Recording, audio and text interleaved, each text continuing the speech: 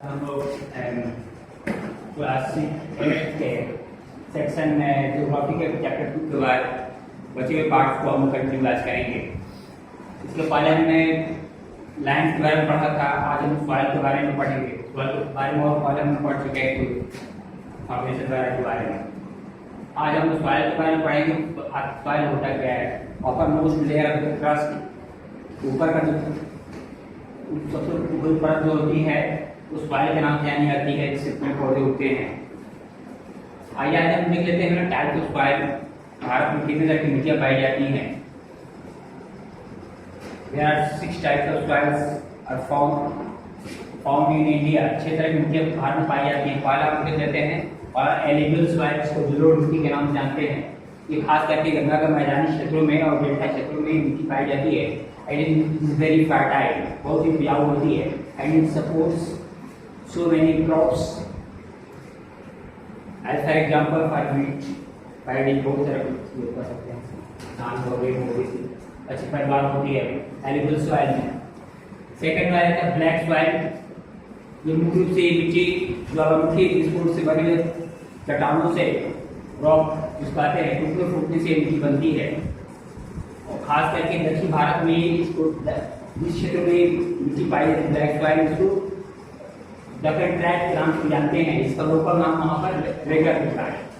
ये मिट्टी खास करके most suitable for the cotton and sugar cane और कॉटन के लिए ज़्यादा ही उपयुक्त मिट्टी है ये, जहाँ पर अच्छी पैदावार होती है। इसके बाद तीसरे सॉइल के बारे में, रेड सॉइल के बारे में बता देते हैं। ये मुख्य रूप से आदमी चट्टानों के टूटने से मिट्टी बनती है। इसमें इसका कलर लाल होता है, खास करके आयरन ज़्यादा इसमें पाया जाता है, इस कारण से कलर लाल होता है। और ये मिट्टी ज़्यादा उपजाऊ नहीं होती, इसे फर्टिलाइजर वगैरह उर्वरक मिला दें तब ये जाकर इसमें उपज लायक होती है, मिट्टी इसमें अनाज हो सकते हैं। इसके बाद चौथी मिट्टी होती है लेटराइट सॉइल। इसमें भी आयरन की मात्रा होती है और यदि वैसे क्षेत्र में मिट्टी पाई जाती है जहाँ पर बहुत ज़्यादा वर्षा होती है और पार्ट जो है मिट्टी में पक जाता है, उसके बाद ये मिट्टी पाई जाती है। तो खास करके वेस्टर्न भारत और दक्षिण भारत के पश्चिमी घाट तरफ में मिट्टी ज़्यादा पाई जाती है लेटराइट। इसके बाद पांचवी मिट्टी हो जाती है, हम देख लेते हैं माउंटेन सॉइल। खास करके जो हिली एरिया, पहाड़ी एरिया है, जहाँ मिट्टी पाई जाती है। और इस मिट्टी में मुख्य रूप से चाय हो, टी, कॉफी, स्पाइसेस की खेती होती है। चाय, कॉफी हो गया, मसाले की ज़्यादा पैदावार होती है।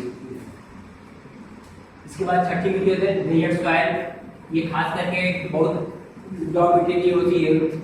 ऊसर और बंजर जो मिट्टी होती है, खास करके लेयर सॉइल में आती है। ये मिट्टी में बालू की मात्रा बहुत ज़्यादा होती है, मिट्टी ज़्यादा उपजाऊ नहीं होती है। अगर थोड़ा बहुत पानी मिल जाए तो इसमें फसल हो जाती है। तो खास करके हम हमारे देश में राजस्थान का क्षेत्र जो हार्ड एरिया है, वहाँ पर मिट्टी ज़्यादा पाई जाती है। आइए आगे हम देख लेते हैं सॉइल इरोजन का क्या कारण है। मिट्टी कटाव किन किन कारणों से होता है? जब मिट्टी को ऊपरी लेयर जो है, ऊपर पार्ट जो है कटाव के कारण बह जाता है या जिस माध्यम से हो, इसको सॉइल इरोजन के नाम से जानते हैं। तो सॉइल इरोजन किन कारणों से होता है, वन बाय वन हम लोग देख लेते हैं। पहला तो इसका कारण हो जाता है शिफ्टिंग कल्टीवेशन। वैसे क्षेत्रों में जहां पर एक बार फसल एक बार 2 बार साल बो दिया गया और फिर स्थान बदल दूसरे जगह चले जाए, उसको नॉर्थ इंडिया में, नॉर्थ इंडिया खासकर नॉर्थ ईस्टर्न रीजन में जूट एग्रीकल्चर के नाम से भी जानते हैं।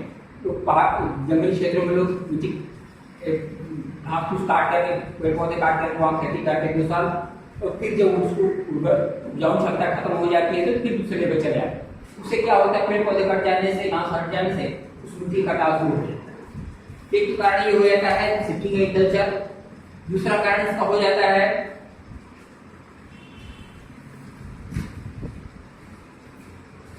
Deforestation, cutting down of tree. Deforestation को बोलते हैं, पेड़ पौधे बहुत सारे काट देने से उस पेड़ पौधे क्या करते हैं, मिट्टी को जड़, उनकी जड़ जो है मिट्टी को बांधे हुए रहती है और इससे मिट्टी कटाव हवा पानी से नहीं हो पाता। जब पेड़ पौधे नहीं रहते हैं तो मिट्टी खाली हो जाती है, तो वहाँ उन जगहों पर मिट्टी कटाव हो जाता है। तीसरा कारण हो जाता है फॉल्टी एग्रीकल्चरल पैटर्न।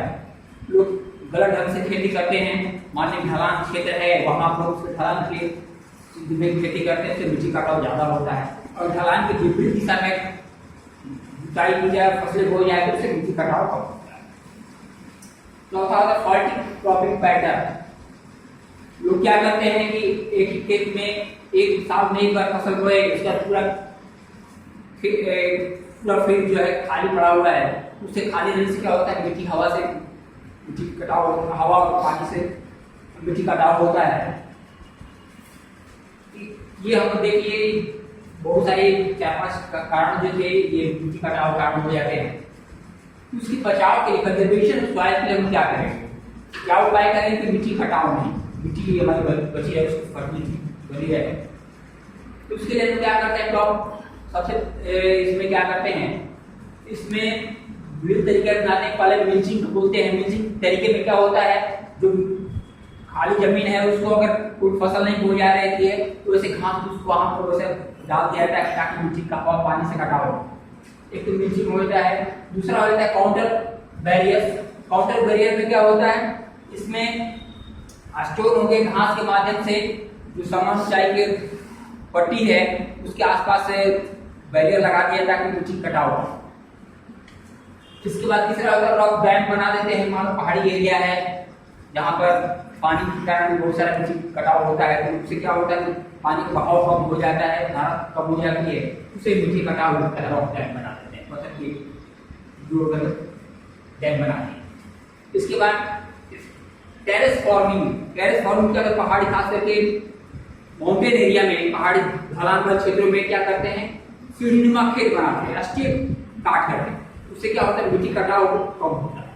वैसे खेत खास करके हिली एरिया और नॉर्थ ईस्टर्न एरिया हो गया या वेस्टर्न घाट तरफ इस तरह खेती ज्यादा होते हैं, उससे मिट्टी कटाव होता है। उसके बाद आगे हम देख लेते हैं इंटरक्रॉपिंग करते हैं। इंटरक्रॉपिंग में क्या होता है, एक ही खेत में अलग अलग रो में अलग अलग फसलें साल भर बोई जाती है।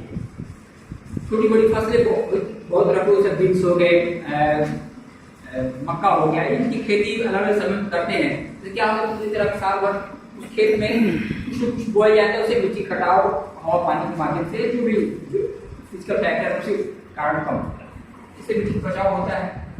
और छठा पॉइंट इसमें हो जाता है काउंटर क्रॉपिंग। जो खासकर पहाड़ी एरिया ढलान वाला क्षेत्र है, समान एलिवेशन ऊंचाई की पट्टी है, उसी पर हम क्या करते हैं, खेती करते हैं। उससे क्या होता है, मिट्टी कटाव कम होता है।